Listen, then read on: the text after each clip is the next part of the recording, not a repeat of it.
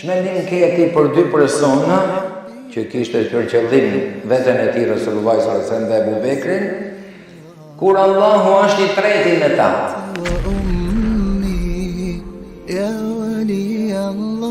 Allahu Gjelle Gjelaluhu thot, nëse ju nuk do të ndihmonit ke Muhammed Mustafa Nalesa, i mjafton ati Allahu të ndihmojnë bishtë qëtë. Dhe momentin kur i tha njëri tjetrit të dy që ishin strehur në shpellë, kur ai shitët arrin pranë shpellës së Thaurit, Ebu Bekri radiallahu anhu në shenjë frike dhe trishtimi për jetën e Resulullahit sallallahu alaihi wasallam thot: O Resulullah,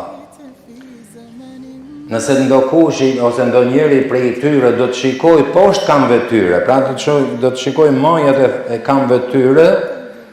thot neve pa dyshim se do na shohin. Resulullah sallallahu alaihi wasallam i thot këtë shprehje që Allahu Gjelle Gjelaluhu e zbritin mbi 7 qeve, thot: Ja Abu Bakr, çmendim ke ti për dy persona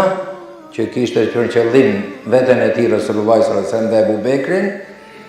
kur Allahu është i treti me ta.